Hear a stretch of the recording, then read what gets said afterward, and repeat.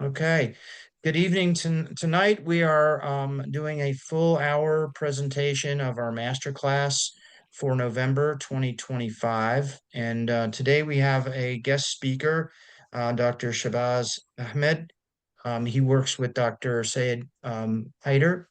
And the talk is going to be on, non-Western or traditional Western medicine, Ayurvedic, Greek, and Chinese medicine with more holistic approaches to medical systems.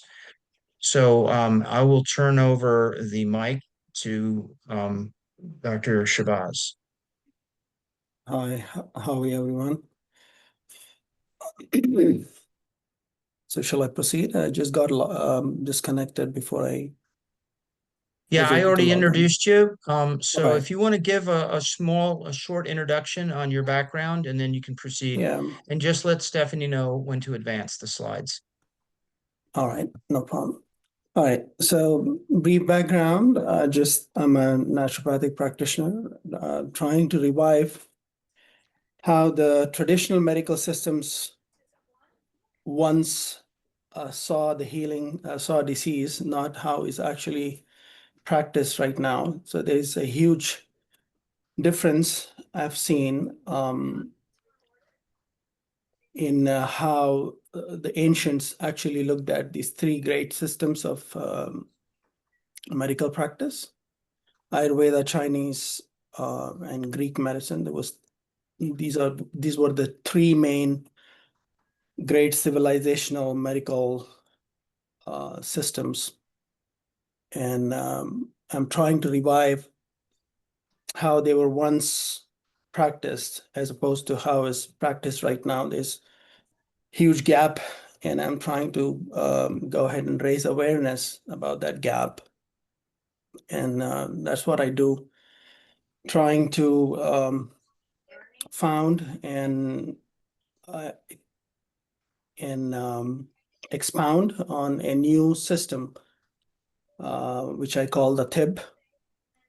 And perhaps if you search my name on internet, you'll probably see what the TIB methodology of treatment is. That basically returning back to the roots of how these great traditions were once practiced. All right. So get to the business. Before I start, I would like to say a few things, a few disclaimers. We just have to understand that we live in a world which are known through the opposites. So, and we know things through contrast. So when I try to show you what I think is right, I would sometimes have to critique what is the opposite of that. So when I'm critiquing something, I am critiquing the concept. And I fully understand there are different worldviews that exist, and that every medical professional is shaped by their own training, their background. So just wanted to give you a disclaimer that my comments, if they are directed towards the paradigms, not practitioners. And I believe a lot of people are well-meaning, even in conventional medicine, but they are not aware of what is possible within the scope of natural way of healing. And this is where I came here to bring awareness of what I've seen is possible. And the other disclaimer is that I don't mince my words, and I don't try to sound politically correct, because I don't believe that what is politically correct often aligns with what is actually right. And in fact, constantly suppressing one's true expression, always trying to sound safe and or agreeable to everyone, is one of the main reasons behind many chronic illnesses. And if I had time, I would give a full lecture on this one topic of how the political correctness or the euphemism that is so prevalent in the modern times is leading to a lot of health issues. So I do like to ruffle a few feathers as we go along, but only to keep people awake and engaged. And if I get if I see people sometimes become too comfortable, drowsy, I might say some things that make people sit up straight. And so not to offend you, but to keep the conversation alive. Right. Lastly, that my content is not designed for modern, fast-paced, 30-second Instagram or TikTok sound bites. I deal with serious stuff, and anything serious takes time, attention, reflection to understand. And so I hope I don't bore people, but I'm in the business of exploring deep root causes of the problem and not superficial stuff. So when one begins to examine the root causes of the diseases that plague the modern medical paradigms today, it naturally takes time to analyze, connect dots, diagnose, and suggest treatment. So I ask for your patience. So please bear with me as we go along this together. Um, I'm not entirely sure how much I'll be able to cover, but within an hour and a half. But one thing I can promise you that um, I think you will learn something new. So, anyways, to start with, when I first thought about speaking on Ayurveda or any traditional medical system, it's so vast. I felt like a kid standing at the foothills of Himalayas. And then I thought, where do I start? Then I kept narrowing down the topics, and it continues to feel extremely overwhelming. I wouldn't be able to cover that in 1 hour, 30 minutes. Then I finally kept narrowing it down and finally come to this word holistic. And when I look at the word holistic through a holistic lens, then I still felt overwhelmed. And so at least I don't feel like I'm standing in the foot of the Himalayas, but at least feel like it reminded me of this story. I'm not sure if you guys have read this story about this champion on speed reading. I think the people used to take this speed reading courses seriously in the 80s and 90s. So this guy who took it really seriously, just practiced day and night, and he said he could he he was reading while he's walking, he's reading while he's eating, and he claimed that he could even read while arguing with his wife in the middle. So on a side note, that's a scary thing to do. I don't want anybody to try that. At least I won't, unless the saucepan comes flying out of nowhere and hit my head.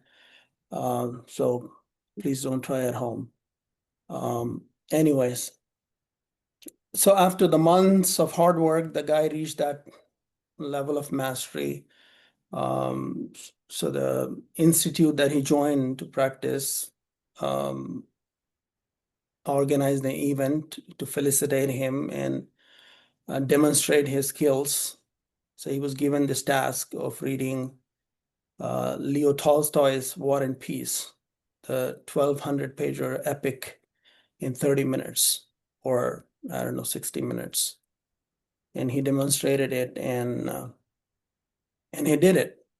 He read the whole thing in an hour, and he was awarded a certificate, and he was giving a press conference And a quiet guy actually raised his hand all the way in the back, and he was asked, he actually asked, it was quite impressive to see you do that. And he said, but what did you learn about That's right. uh, from that book? So he quietly, straight face, looked at everybody. He said, yeah, I understood that it was about Russia. So I hope you don't leave this talk. And when asked about what you got from it, you say it's about India. And so here's the point. The point is the understanding of this word that I'm trying to give you it was actually shared by all three great traditions.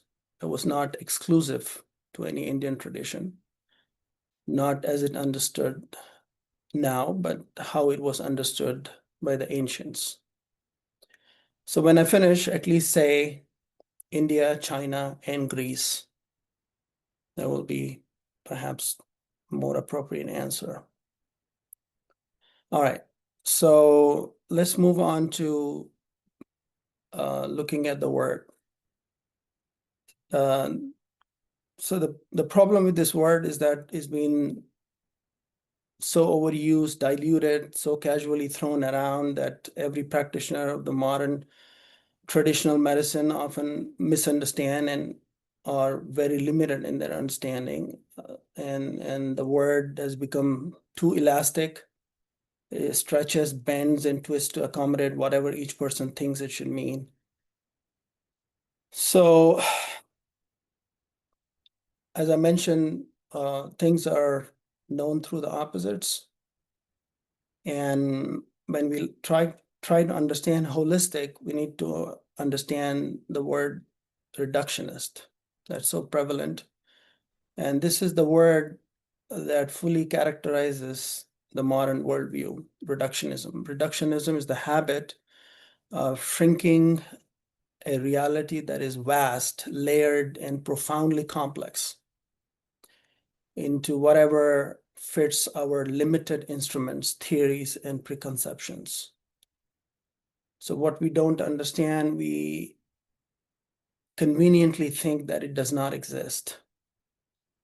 And instead of being humbled by the mystery, we pretend the reductionist version is the whole, and the rest simply doesn't exist. If someone wants to go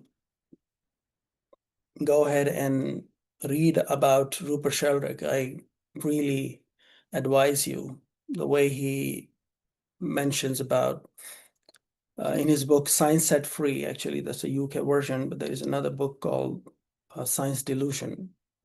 He was talking about how the science has become mostly superstition, that science needs to be set free from its own limitations.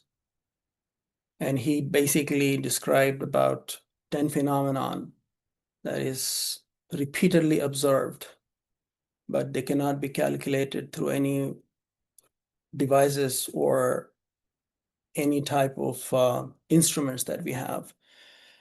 So the science is relegated and limited uh,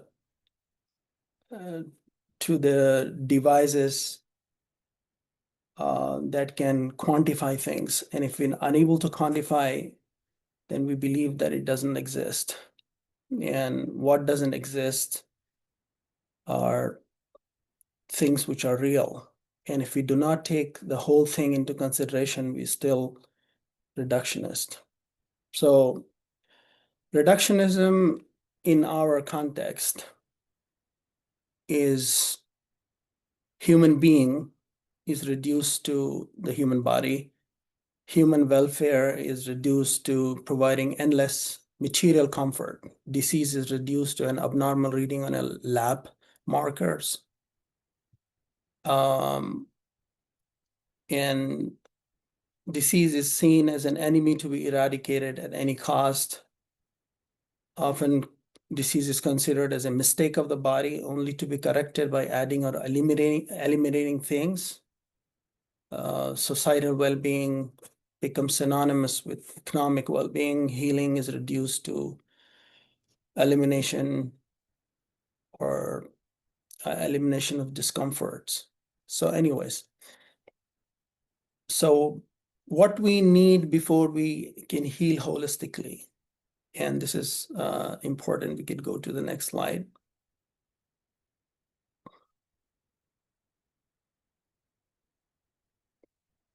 So it's a vast topic, and all of these things that I'm actually mentioning here, I'm going to practically demonstrate through examples, through practical examples of real patients that I have dealt with firsthand, not some things that I've actually read about or seen in the book, but in clinical medical practice. And you will see something remarkable. I hope it fascinates people. But so before we can talk about healing people holistically, we need a holistic medical philosophy, a philosophy which is coherent, consistent framework of medicine, one that is grounded in principles rather than a free-floating edifice. It is a framework that understands the very purpose of medicine, a single framework that can understand, explain, and diagnose conditions using the same set of underlying principles. It and is supposed to remain internally consistent, and all the outward interventions are guided at every step by those governing principles. So this is what is a proper holistic philosophy, and philosophy governed by principles, and you never come out of those principles. Like what? Like the forgotten principle, like do no harm. Yeah, that's perhaps not much possible. At least I would beg people not to do anything absurd or illogical. So what is absurd and illogical, just to give you an example, is to call certain disease as idiopathic in their own admission, and then trying to treat that anyway. And this basically goes against the basic principle of any logic or rationale. That when you don't understand something and you admit, like, slapping the label idiopathic, you better don't mess around with it, because when you try to mess around with something that you don't understand in the name of trying to give symptomatic relief or palliative care, you're going to mess things around and cause more problem than you cause healing. There's something. There are certain things. Another example that I would like to give you is the case of this most simplest of chronic diseases, diabetes. And you can ask any patient, how long did your doctor tell you to take metformin or insulin? The answer comes back for the rest of your life. That betrays the fact when somebody is telling you to take something for the rest of your life. First of all, that's not medicine. Medicine is supposed to be taken for a period of time until you get well. And we are not getting well. That basically means the doctor, first of all, had no clue whatsoever how to treat it.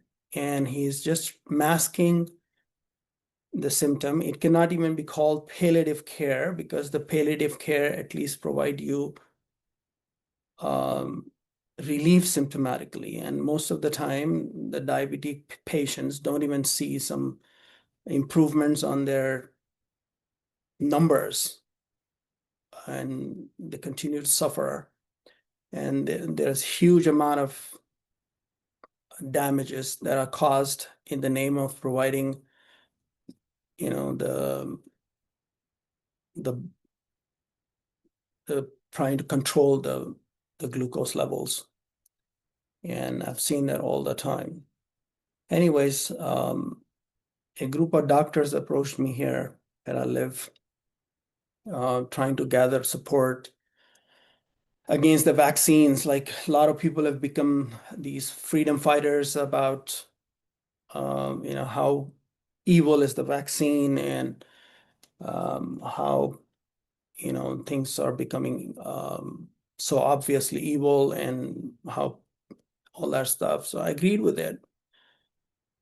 But I didn't want to support them because I asked them that question, that when in 1957 metformin came out, and it's the second most common drug being used,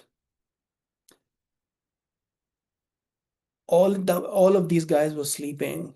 It took them 60 years to wake up, and the mRNA vaccine, the gene therapy, has woken them up. But the point is that I go to the root causes of the problem. And I mentioned that to them, that they are 60 years late. They should have woken up 60 years when something like metformin interferes with some of your basic metabolic pathways, about how your body breaks down your glycogen reserves, how um, it, it basically manipulates your electronic transport chain, how it interferes with your gluconeogenesis. Come on, am I gonna let some external chemical interfere with my basic cellular biology? It's insane to let anyone do that. I would never, ever let anybody come near some of my basic metabolic pathways that has been honed and adapted for 300,000 years of my genetic history.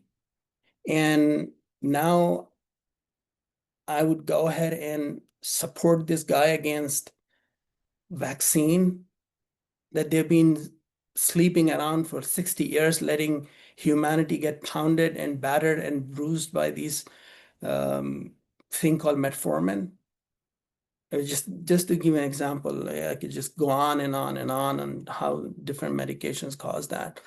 So this childishness, stays in the modern, and people are trying to become freedom fighters, um, and talking about vaccine.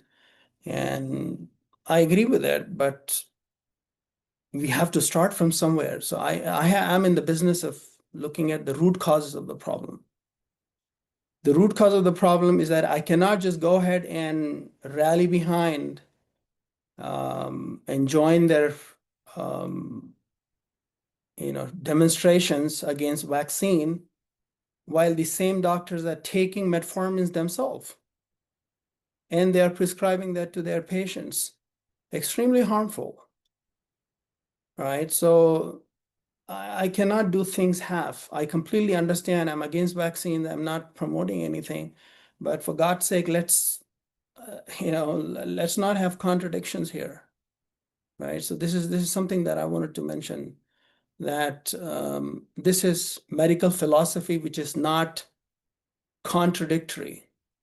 When you do stuff, do things consistently, coherently, and understand the principles. You cannot just go ahead and become a freedom fighter and doing something great by opposing vaccine, while you're doing things, when you look at it, it comes from the same category.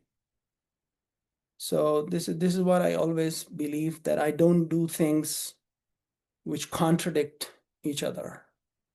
I wrote an article on metformin. Anybody wants to go on my website and look at it, called The Sins of Metformin. It's so simple. Anybody just needs to know and use the common sense, the simple common sense that I just mentioned to you. How long should I take this medicine, doctor? Doctor says for the rest of your life. What does it mean? The guy has no clue what diabetes is, and only thing he knows is to just bring down that number on the paper, if at all. And lactic acidosis, body pains, and fatty liver disease, that is what it brings about over the years, for sure. I'm not sure about the numbers on the paper, how much it can consistently bring it down. Anyways, this is what I call a consistent, principled medical philosophy, which does not contradict. Doing one thing at one side and doing the opposite within that same paradigm does not make sense. This is what I call principled. Anyways, the next point is whenever we talk about something holistic, a holistic understanding of the object of study is not just the human body alone, but the human being in its totality. So what constitutes a human being is its physical structure, which is mostly taken into consideration right now, is energetic fields that surrounds him, the pattern of thoughts that animates those energy fields, the attachments of his emotional life and desires which fuel those thoughts, the intellectual worldview that chisels and shapes those desires, the strength of his will, and the clarity or the blurriness of the spiritual vision of his soul. This is what a human being, a holistic view of human being is. So we could just keep sliding up. Yeah, we can go next. Yeah. So what is the next is the holistic view of the world the patient inhabits. So yeah, and the holistic view of the disease. Likewise, we need a holistic understanding of disease, the purpose, the roots of the disease. Disease is not something that has come to harm people. I never believed that the disease has ever come to harm people. It is dis-ease. It has come to cause you some inconvenience, and it is a symbolic expression, and it comes to give you a message. And if you take that message, it'll go away on its own. So something evil has been created out of disease. That disease is something to be quelled, to be destroyed, to be eradicated, and to be looked at as something harmful. This is not how it is understood. Disease, the word itself betrays the fact. It's dis-ease, causing uneasiness because it wants you to look at something that is not aligned with the nature of things. And when you do that, disease will go away. And finally, we need to know the world the patient inhabits. And can go to the next slide. And it has everything to do with how patient contracts illness. The exact example that I gave you earlier, that speaking political correctness all the time, stifling your proper expression, and not speaking out what you think is right openly. I don't want people to be rude. I don't want people to be violent, but we need to speak out And this is something that has creeped up into the modern psyche, that we always need to go ahead and use euphemism to express ourselves. And that is taking a toll on the human psyche and causing a lot of problem, that is, as I mentioned to you. So this is one of the examples of the ideological currents of the society that shapes the human health and human disease. And we need to understand that. We need to understand the symbolic world that the patient inhabits. And it includes the knowledge of the physical environment, the ideological currents in the social and political environment, the philosophies of the world, the myths and symbols of the time that continue to influence the human consciousness, thereby creating health or disease. This is something what I personally think is what constitutes a holistic um, understanding. Before we can actually provide people holistic healing, these four uh, different other holistic views are important. So again, where do I stand? Where do we stand with the modern holistic and integrative medical scene here?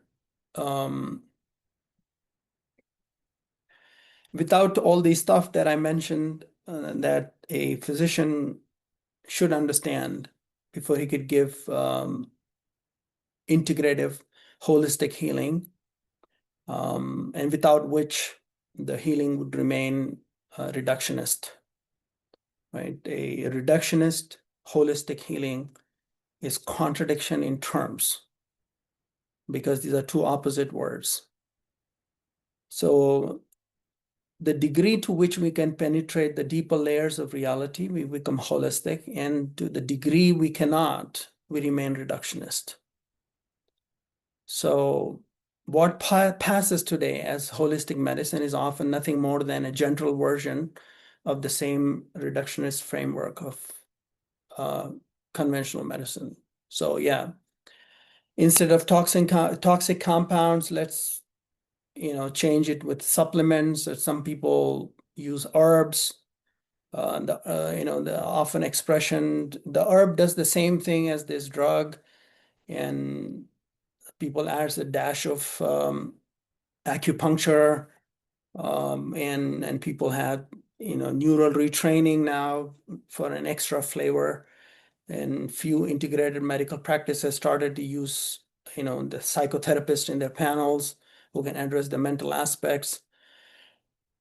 So the problem is this: it's not about a bunch of modalities put together to give it a label holistic. Holistic is a philosophy. It's a way of looking at things. It's a completely new paradigm that needs to be consistent across the board.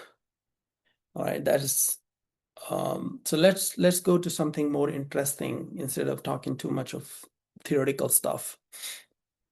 So what I'm going to do is I'm going to go ahead and demonstrate what I've been talking theoretically, because I believe in results. And if I did not have the results, people will laugh me out of the room. We can talk anything theoretically and expound it and philosophize it, but the proof is in the pudding. And to demonstrate what I was talking about, to demonstrate how a holistic medicine is actually practiced, I would like to demonstrate it through my own patients. Of course, the names have been changed to protect the identity of the patients, but it's quite fascinating to look at some of these stories. And through those stories, I'm going to go ahead and demonstrate point by point all those principles that I was talking about. And these are first-hand clinical insights in my first-hand practice. And some of these patients, their names have been changed. And Dr. Heather is my witness. Some of these people are our common friends, the families of our common friends, and some of our patients that Dr. Heather knows and have shared their stories with him. Anyways, so first patient that I wanted to introduce you to is a distinguished, highly skillful dentist from Florida, Bob. Let's call him Bob. He's a dentist. So when I first met him and analyzed his life, he came to me for a certain problem, and I will disclose that later on. I would like to build some suspense before I go ahead and disclose to you. But let me first go through the list of the patients, introduce them to you, and then I will go ahead and explain to you. So Bob, he was a nervous child, profoundly sensitive, especially to the suffering of other people. He was the kind of child who felt another person's pain almost as if it were happening inside his own body. And he was academically gifted and driven by ambition, endowed with an eye for precision. He excelled in the school. And he became a skillful dentist, right? And I spoke to him, I thought, based on the type of problem that he was presenting with, I thought he has gone through major traumas in life or any type of emotional upheaval and any type of child abuse, none of that. He had no major traumas, no emotional upheaval, except some normal academic pressure during the studies and stuff. So he became a dentist and a skillful one at that.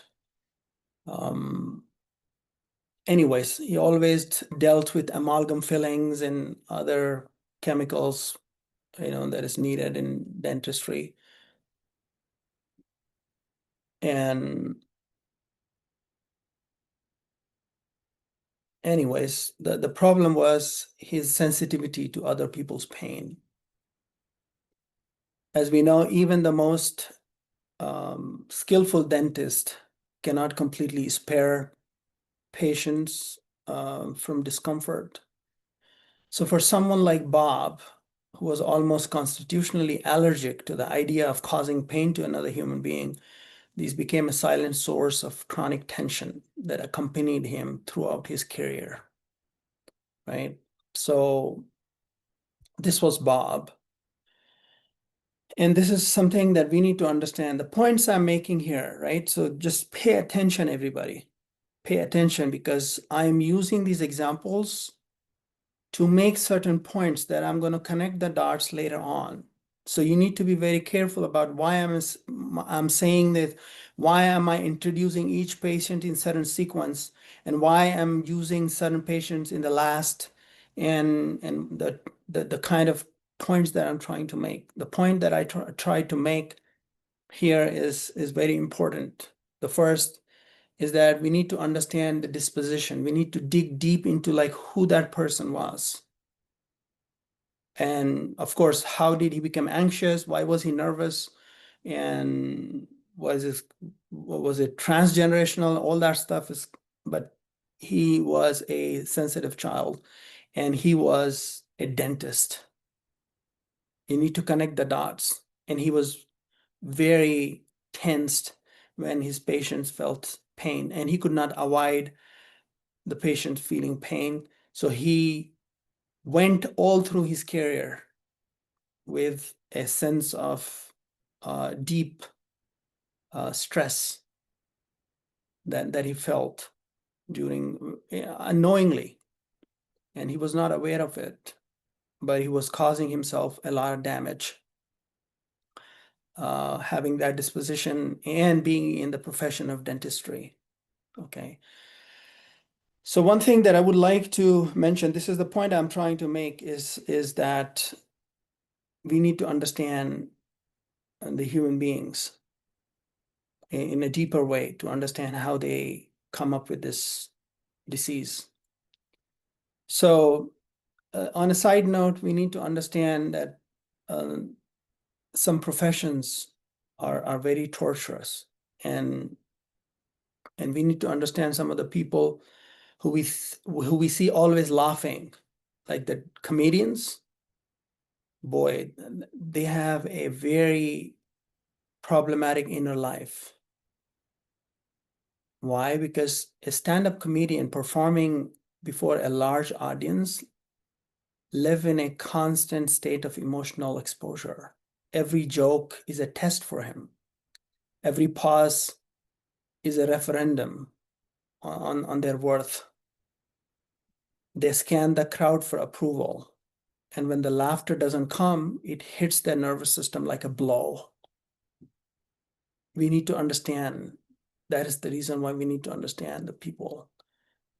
And this is why so many comedians, musicians, the public performers, those who are not internally trained, suffer miserably in their inner lives. They try to make outwardly make people laugh, but they live in a constant. Anyways, another side note, I'm not sure if you know about Alexander technique. Alexander was um, a Frank Frederick Alexander was the name of this man. He developed this Alexander technique. So basically, this technique on a superficial level, they teach you how to improve your posture, and they charge an arm and a leg. Of course, in the Western world, it's very popular. They teach you movement patterns. They teach you how to release the muscular tension, and it was Frederick Alexander was a public performer, right? And he actually realized that he is extremely hurting himself while performing publicly. Why? He's causing a lot of muscle tensions and spasms and twitches and all kinds of things that people experience. So the depth of Alexander technique, the whole concept of improving posture and releasing muscular tension, it is just the superficial understanding of Alexander technique. What Alexander people, the Alexander technique people actually teach is being indifference. They teach indifference to the audience, and they teach being absorbed in the art, undisturbed by the external expectations. Why? Because not being indifferent to how you are perceived by people is extremely corrosive to the human biology. So that takes us to our next patient, Frank, the musician, right? A tech-savvy artist who made music the central purpose of his life, a vehicle through which he expressed his thoughts, emotion, his inner world. Very, very interesting person, right? Frank lived surrounded by sounds. He was always listening, always improvising, always experimenting, loud music, flooding his ears daily. His studio was constantly a landscape of electronic equipment, speakers, mixers, cables, amplifiers, and whatnot. So he's always the headphones, wireless at that, and always bathed in EMF radiations. And again, on top of it, he carried that invisible stress of wanting every listener to approve, to be impressed, to be moved by his work, right? His sensitivity made him a better musician, but it also made him vulnerable. Pay attention to the words that I'm using for each of these guys, and I'm going to connect the dots. And I'm going to explain to you and making all those points that I've actually theoretically mentioned through these examples. Now let's move on to Chris, an art collector from a small town called Odessa in Washington State. This person, a beautiful soul, had an eye for beauty. He collected exquisite artistic pieces from all over the world, fabrics and, you know, souvenirs and whatnot. And he was well known, respected for his skills, deeply appreciated by the people. And his little shop was his pride. It was his craft, his identity, his joy. And suddenly the world changed around him. People shifted towards the corporate chains, giant mall stores, and of course, a small guy could not compete with that mass production. That people lost the taste for exquisite things. Again, pay attention how the world, the capitalist trends, the big malls and these giant chain stores influence human health. Why? Because it took a lot of people who took pride in their craft, their skills, took them out of business, caused them a lot of agony and pain and suffering. They went through a lot of problems. So if we don't understand the culture and its impact on the human health, this ultra capitalism of turning things into giant,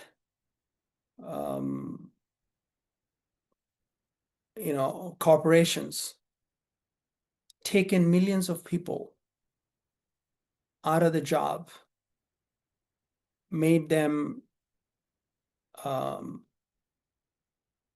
lose their craft, caused them unending suffering, and they contracted a lot of diseases.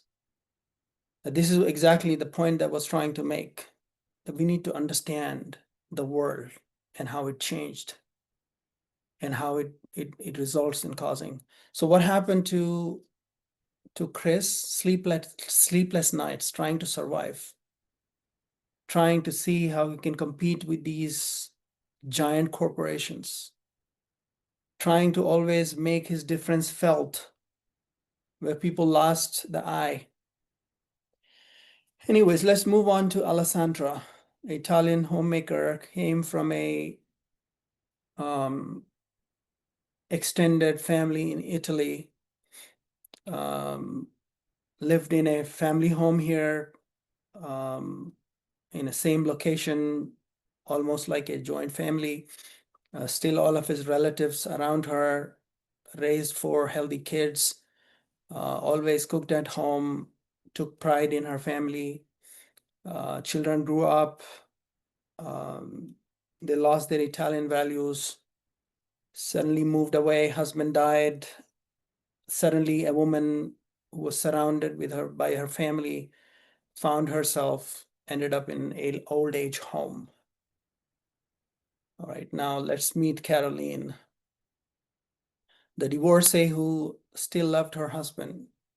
She adored her husband. They both loved each other. 30 years of companionship, partnership, shared life, raised children. But as they aged, something in their relationship soured. They eventually divorced. And a few months later, she discovered that her husband had remarried to a woman much younger and more beautiful. Well, was that woman responsible for her divorce? Yeah, she had doubts. And all the sacrifices she made, all the years of um, quite, dedicated service to her husband, to her family, suddenly felt that was handed over to someone else. The positive aspect, this point I will come back and make for certain points. But Caroline had a very religious, devoted son who was caring for his mother, and that was the positive thing about her life. But next, let's move on to Lizzie. Now, meet Lizzie, the social worker, worked with sincere heart, devoted to the children in her care, ran an orphanage. And one day she suddenly discovered that some of the children in her orphanage had been abused under her very nose, under her trust. Her worldview collapsed. Her belief in humanity, or everything that she believed about how the world operates, it just came tumbling down. All the principles that she believed was a part of her philosophy came crumbled. So she could not emotionally digest that such a thing could happen.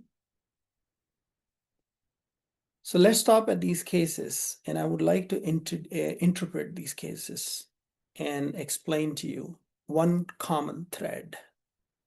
These people, you could see, is so fascinating. These people came from different nations, cultures, backgrounds, family systems, worldviews, and life experiences. Their stories were completely unrelated.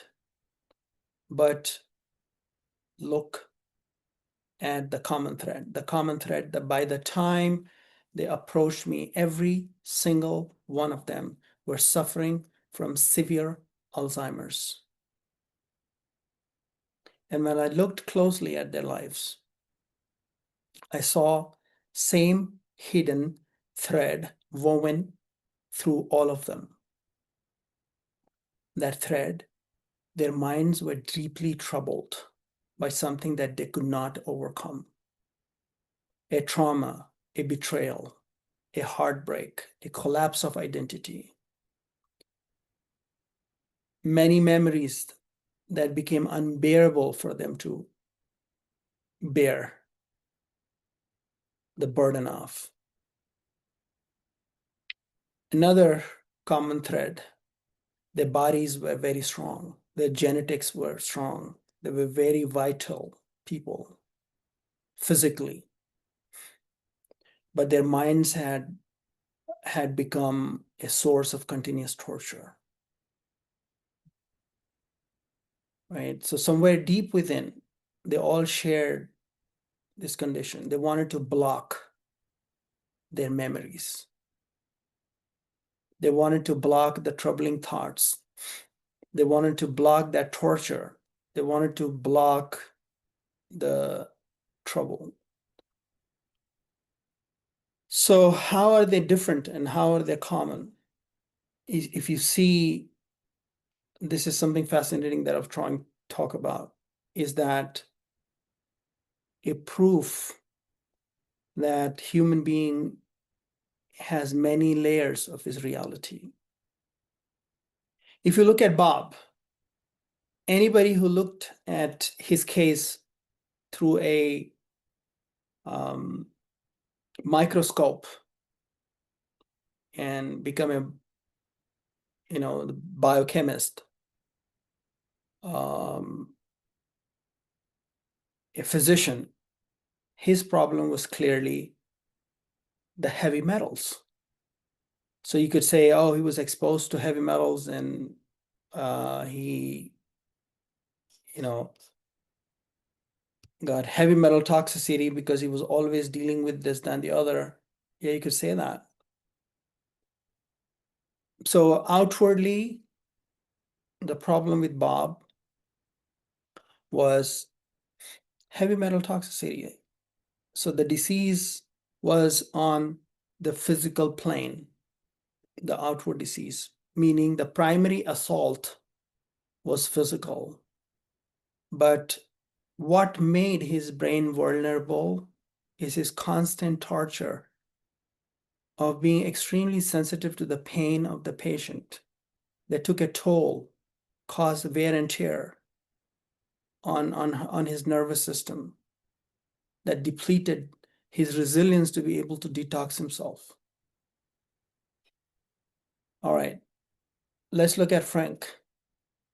What's the problem with Frank? Frank, the outward reason why Frank had this problem is constant bombardment of an invisible assault called electromagnetic radiations, right? So his bombardment has altered his subtle electrical rhythm of his brain, weakening his defenses. That is the major thing. But yeah, he was diagnosed with all kinds of different things, right? Microbial infestation, parasitic accumulation, whatnot was labeled. But you see the point I'm trying to make. Bob was heavy metals.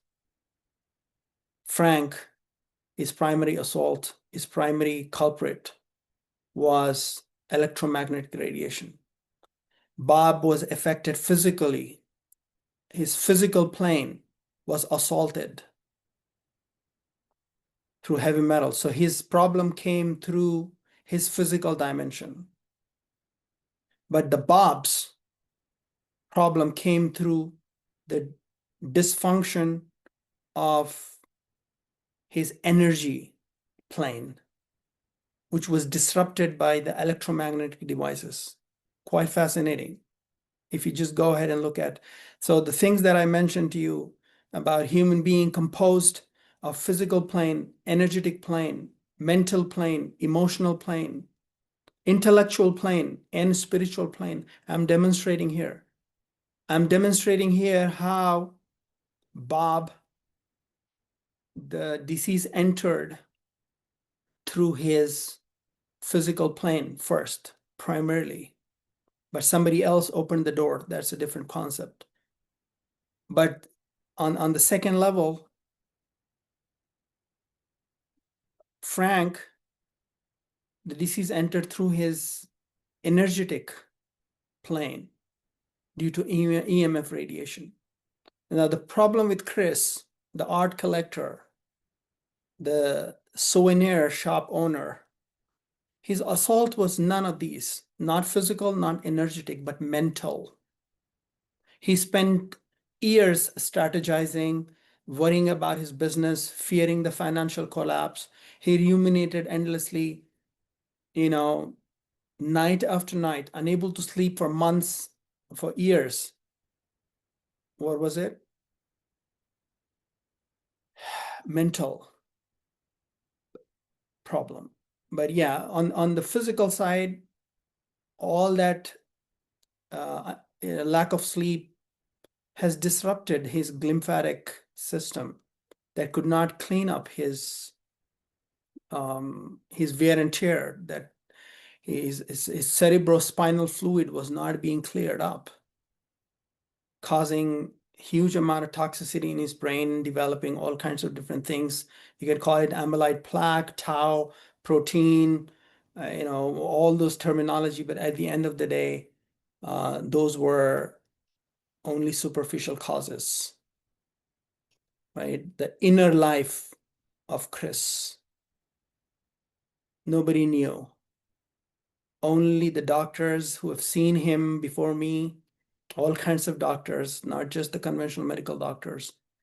They saw amyloid plaque, they saw tau protein, they saw parasites, they saw Lyme, they saw all type of things. But the problem was the inner life that Chris was living for a very long period of time. Now look at Caroline. Her injury came from a completely different axis altogether. She was wounded emotionally. It was her sentimental nature, her capacity for love and hurt that took the hit. Her heart broke. She could no longer tolerate the mind tormenting her emotional world. Her response was to shut down, to protect the heart from further injury. You see, she was affected by her fourth plane, her emotional plane. So if anybody doesn't want to believe that human being is much more, has many, many layers, much beyond physical, and the physical layer is only reflects the assaults caused on the higher planes, I present to you, ladies and gentlemen, real examples of real people. Lastly, consider social worker running an orphanage. Her entire worldview collapsed. Her understanding how the world operates crumbled. What she thought about the world, her relationship with the rest of the creation, and her trust in people, everything collapsed. She could not reconcile what happened to the children under her care and how such a thing could actually happen. And how could the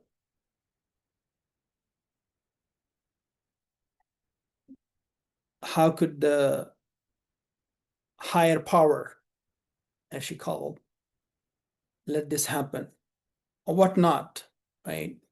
The problem here, you see, she was hit through her intellectual plane, through her worldview, through her philosophy, came tumbling down. So if toxins gathered, if microbes entered, if the mold took hold, if the parasites assaulted, if the hippocampus shrunk in all of these people, it was not because of these things, because the brain opened the door for these, conspired against its own functioning, and said to these toxins, please come in, shut me down. I do not want to function anymore. This is the problem. This is holistic view of human being. This is the holistic way of disease, looking at the disease. So, as I mentioned to you, Bob, physical plane, Frank, energetic plane, Chris, the mental plane, Caroline, the emotional plane, and Lizzie, the social worker, the intellectual, spiritual plane. Her conflicts were spiritual in nature. She could not reconcile. She could not wrap her head around something. She was deeply religious, and she was assaulted by those questions. Now, if we were to go ahead and destroy their parasites, clean up their amyloids, clean up their heavy metals. Well, are we going to heal these people? That's the question. And to demonstrate that, I would like you to introduce to you Mary, an extraordinary case. And I know all of these cases are extraordinary, but she is something so remarkable that she's a singular of all the patients that I've actually seen. That my prediction, my prognosis of her case came true.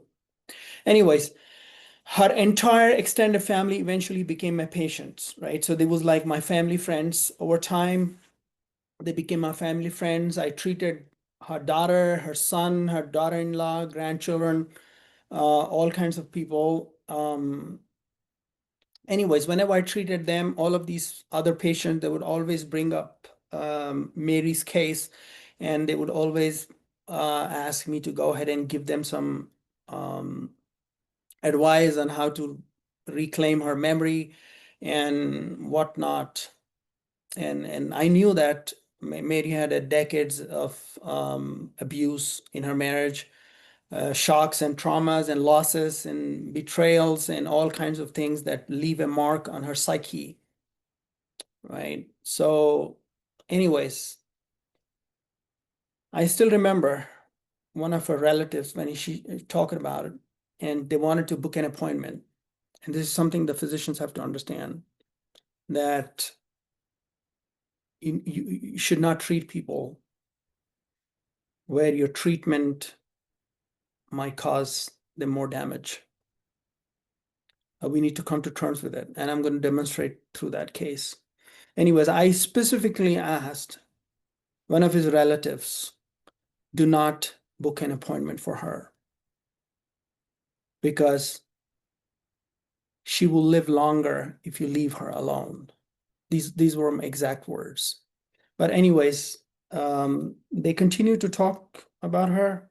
They took the tips from here, tips from there, and they were close family members. So, and I give some tips for other people's memory enhancement and how to do this and that. And they took clues from my thing and advices. I never took her as a patient, mind you, but they applied those uh, tips and those suggestions and all that stuff. And lo and behold, her memory improved. She started to remember again, right? So something really tragic happened. And please remember, she's been in that condition for many years. She was eating a um, much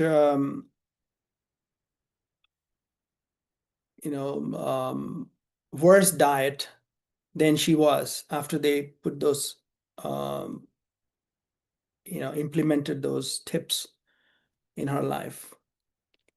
And physically, she was better nourished, but suddenly within 3 months, she developed a uterine cancer, very, very aggressive.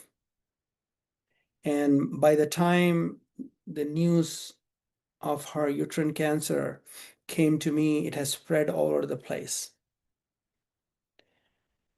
Her memory came back, but within 6 months, she died of metastatic cancer. This was a singular case. And this is what I actually predicted.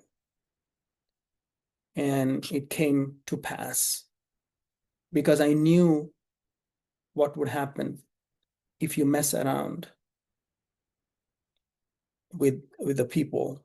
So now, ideally speaking, how would I treat her? If I knew that she had the capacity to go through emotional work. She had the capacity to change her worldview of looking at her past in a new light. As her memory starts to come back, then there was a chance of healing her. Otherwise, her body had become weakened, that it had lost the power of shutting the brain down. And when you go ahead and force the brain to start functioning, now the brain is going to destroy the body instead of body trying to shut down the brain. So the point is this. Point is, body is extremely intelligent. Body doesn't want to make mistake. Body is infinite wisdom put together. And this concept of thinking that body made a mistake, I'm going to go ahead and dump few chemicals here, manipulate certain pathways, and I'm going to fix the body. It's absurdity. This is something what I mentioned. This is illogical. So at this point, please, Ms. Steph, I would like you to put on the screen the metabolic pathway diagram that I sent to you earlier, please.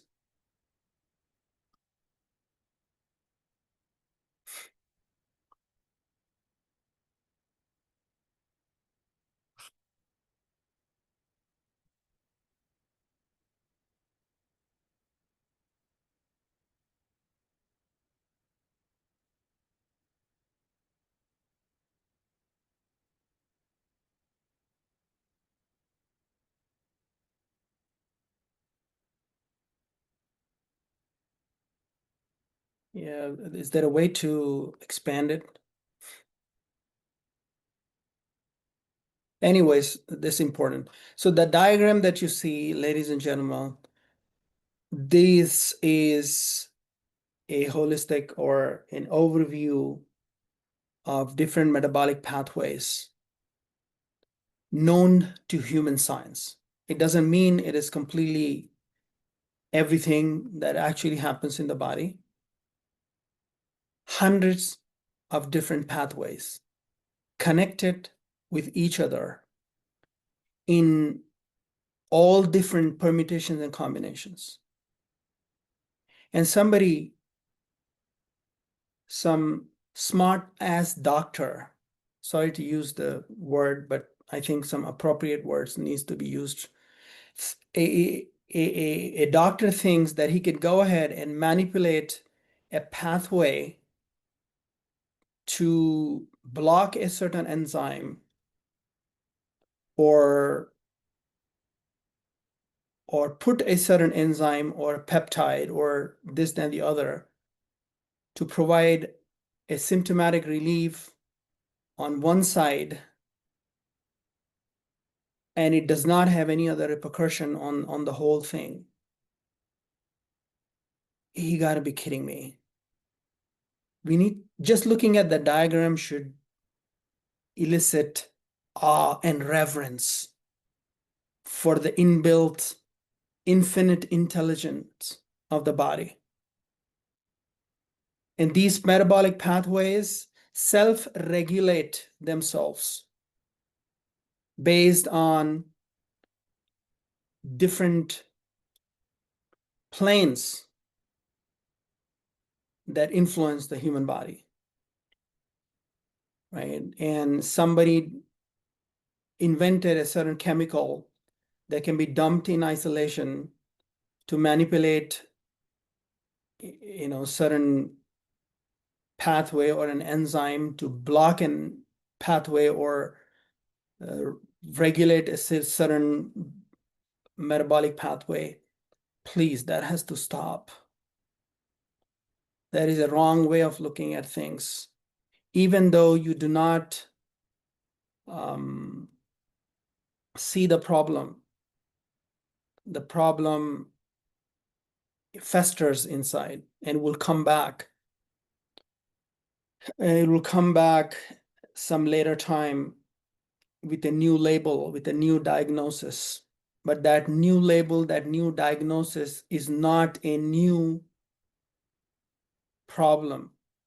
It was a repercussion, a consequence of the original problem for which we took reductionist medicine. This is the point. So the point, so let's go back to the tug of war. So what is happening here? What was happening with Mary? The mind can endanger the body. And when the body still have resilience, when the body is still strong, the genetics are strong, the vitality still remains in the body mutes the mind in the case of Alzheimer's, short-circuiting the memory because it prolongs the survival. It's not a failure. Body does it for you so that you can live for the longest period of time. Every single disease needs to be interpreted as a maneuver of the body, that the body is not stupid.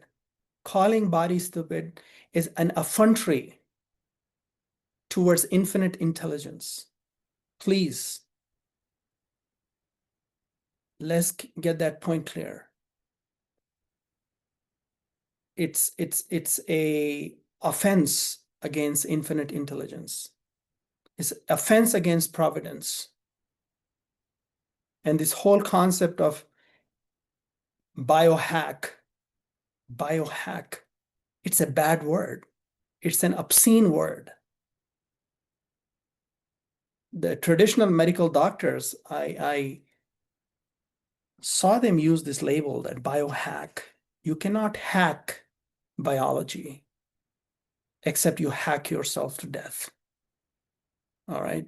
This is what is called holistic healing. Consistent across the board. And when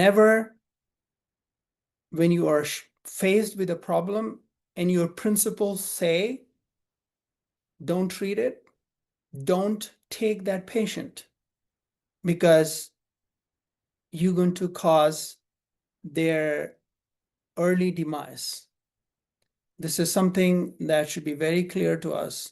This is called principled medical philosophy. You see, all of those stuff that I have mentioned earlier to you, I am explaining to you practically step by step. So the mind opened the door and say, come, destroy me, because I'm going to, I can't remember things. I don't want to remember things. So this is something that we need to understand, the treatment realities. That can we treat these patients? Extremely difficult. Alzheimer patient, it's a huge burden to take those people as patients. And when should we treat those kind of patients? When we should treat those patients when we are sure that when their memory comes back, they have the capacity, intellectual, emotional, and mental capacity still to be able to reframe their past events and look at them with a different lens and come to terms with their stories and expand their intellectual horizons to assimilate. And if not, what happens is we're going to create more damage by bringing their memories, because their memories are going to become the cause of their early demise. Anyway, another thing which is profound that I wanted to mention about the teleology of the disease. The teleology of the disease, teleology is a word used in metaphysics and philosophy. Teleology basically is a word for teleos, which is the purpose. And again, the point that I was trying to make, that disease has a purpose. Disease is not without purpose. It is a maneuver of the body, is adaptation of the body. Adapting, why? Because it was put between a rock and a hard place. And the body was not given more than two choices, and both are evil. And the body is always choosing the least of two evil for its own survival. And once some smart doctor thinks the body is making a mistake, that's not holistic. All right. So what happens? The teleos of the disease, there are layered teleos, the layered teleologies of the disease. In the case of Caroline, as I mentioned to you earlier, if you remember, Caroline had a heartbreak because her husband, who she still loved, for some reason fell for some other lady, and her world came tumbling down at her feet, and and and she wanted to forget. She wanted to block her memories. And one thing that I mentioned because about her is that she had a very religious, conscientious son who was taking care of her for many years. And I would like to share with you my conversation with him. And that shows like how deep holistic medicine can go in understanding the disease, which we always thought was always evil. The first thing is the superficial layered teleology is that the body wanted Caroline to live longer. So it shut her mind down because the mind would have killed her like it killed Mary. Right? This is something, the teleology of the disease, meaning the purpose of the disease, a beneficial purpose of the disease. Seems contradiction in terms in the modern times. Disease, beneficial? You kidding me? Yeah, come to terms with it. Okay. Higher purpose of bodily survival for the patient. Now, if we need to expand our lens here, I will come to this, but let's come to terms with it. If Caroline had a soul, as it understood for people who believe they have a soul, her bodily survival had a higher teleos of keeping her alive, going through her suffering unconsciously, was preparing her to purify her soul through the suffering of this world so that she has a better time in the purgatory, in the Christian terms, in the next world, in the next higher dimension, or whatever you want to call it. Well, this is a religious twist to it, but for those who are amenable for this, for some other people, I can explain to you in another terms, but you can ignore it if you don't believe in God.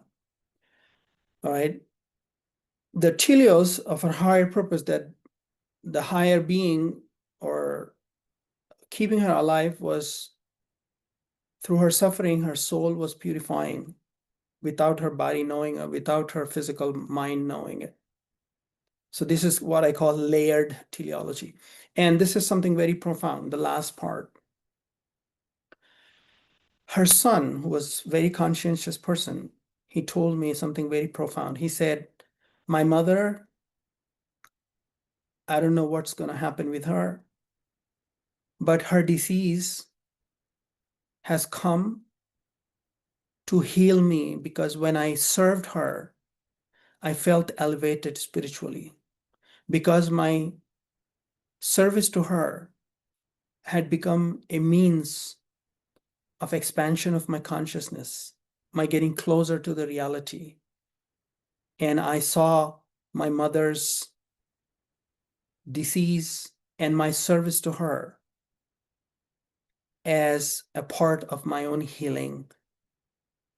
This is, ladies and gentlemen, are the beneficial effects of disease, a holistic way of looking at disease. Anyways, so just so that it seems completely unbelievable for people to understand that such a thing can be done by a body, and body contains that kind of an intelligence at all different layers and levels to be able to, think about the well-being of the people and creating disease in their body so that they can live for the longer period of time. If you think it is far-fetched, we need to understand things through this law, and it's very, very important law that we need to understand. This is that the law of analogical correspondence. When something happens in one dimension, we would always derive those conclusions that similar thing happens on another dimension. This is what is called the law, the great law of analogical correspondence. In simple terms, in Chinese medicine, you might have heard about what is above, so is below. This is exactly the same thing. This is one of the greatest laws in the science of cosmology. Not the cosmology as we understand it, but the cosmology, the ancient cosmology, which is a branch of metaphysics. This is what they talk about, is that what is above, so is below. This is patterns repeating itself on different dimensions. Anyways, look at the memory, cellular memory. Look at immune system, the way that operates. Infinite intelligence. Whenever antigens go inside the body, a virus, and all of the immunology works on it. The antigen, presenting bodies will go ahead and present it to the T cells. The T cells would go ahead and this information is relayed to the T cells and B cells, and which begins to have that highly coordinated process producing targeted responses and cytotoxic attacks and helper T signaling, and ultimately the B cells producing memory cells. Why? Why? Because tomorrow, when the same antigen is found in the body, then the body do not have to go through the whole process of presenting antigen and relaying that signal to the T cell, through T cell to the B cell, and the production and all that stuff can be bypassed to keep the body and overcome that infection in exponentially smaller duration of time. Am I making this up? We just have to close our eyes, think about it. Infinite intelligence built in the body for all different things. And the reason why I mention this, because this is something that is a accepted fact in the science of immunology. It's most well-established principles, and based on which people create vaccines, based on which people know immunology and all that stuff. So the point is, body is infinitely intelligent. So never approach, all the physicians never approach the body as it's something making a mistake, that disease is evil.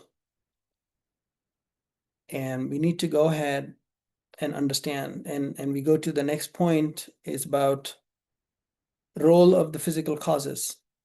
So am I Luddite? I'm not gonna believe in physical things. I don't understand immunology. I don't understand metabolic pathways. Far from that. But we need to have a lens. I'm not against science. Science is sacred. We need to revere science. We need to prize our discoveries. We need to understand those metabolic pathways and all that stuff. But it should only increase us in our awe and reverence, and not try to hack it. That's the point. And also the external things which we see, this is what I called victimhood versus empowerment medicine. We need to first start from inside of the patient, of how he brought his disease, how he created it inside. Yeah, extracellular amyloid beta plaques, intercellular neurofibrillary tangles made of tau protein, neural loss, brain atrophy. Agree with it. But those are secondary. And we need to make sure why these things are coming to begin with. And many a times the amyloid plaque, if I understand it and I do it, amyloid plaque is the body's mechanism to protect the brain from the damaging toxins coming in to assault the tissue. So amyloid plaque is actually a creation of the body. And most of the people who have done the postmortem and looked into those amyloid plaques had a huge variegated number of microbes in them. So the amyloid plaque was not a problem, but was trying to protect the brain from many of those microbes that would assault. And they found the traces, a lot of built up of other toxins and heavy metals in it. So anyways, this is something I think we just, it's a long topic. As I mentioned to you, it's not a trivial thing. It's a completely new paradigm. And this is the future of medicine. If we continue, we have come to a dead end. And anybody thinks they have not come to a dead end in the way they're treating chronic diseases, they need to just get out of their, outside into the real world and come out of the rock that they're living under the rock. And we need to understand that unless and until we look into the deeper root causes, we're going to keep people going in and out through the rotating door.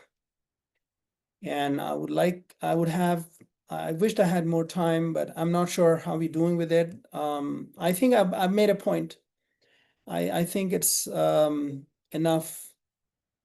The rest of them, rest of the points are important, but I think I have made my point. So I would like to go to the last slide to skip a lot of the stuff. last slide, as in, yeah. So again, the punchline. The punchline is that without the holistic understanding, healing becomes mechanical and the problem becomes chronic. Please let that sink in. I'm not telling you as a theory. I do it every single day in my practice. And I've seen that again and again with hundreds of people. What we call chronic disease is not an objective category of nature. It does not exist in nature. The reason why the doctors label disease as chronic is because they want to feel good. Because it looked like an objective category in nature. It looks like, oh, this is an objective reality. That's not the case. That the disease becomes chronic because when the disease or its precursor first manifested, the doctor had no clue how to treat it. And he kept putting masks after masks after masks, and he manufactured chronic disease. So chronic disease is a manufactured artifact of the modern reductionist way of looking at disease, looking at human being, and not looking through a holistic viewpoint. And this is why we need to go back, not wade our path in the future without principles of the ancients. So it doesn't mean the way Ayurveda or Unani medicine or Chinese medicine is being practiced right now. It needs revival. And I do believe that the science and discoveries are important, but they need to be interpreted, and their underpinnings should still be the higher principles. And this is what my life goal is, and this is what I'm trying to promote. And I call that methodology the TIB methodology. And I'm working on codifying and laying out principles, representing ancient wisdom of medicine as how it was envisaged, not how it's practiced as of now. I will leave you with that. Well, Shabaz, thank you very much for that presentation. That is certainly a different twist on things. And I think maybe not only in our field of medicine, but in other aspects, archaeology and everything, we've lost some ancient wisdom, and we make sort of different um, explanations for things that defy explanation, you know. So anyway, thank you very much for this presentation.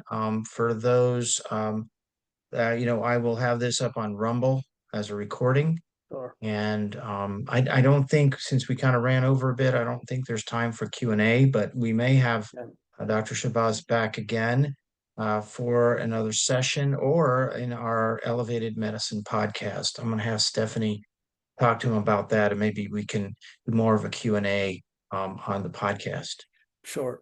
But As you can see, it's a completely new way of looking things, and I'm working on writing a book in trying to explain the new diseases through the ancient lens. And this is an endure.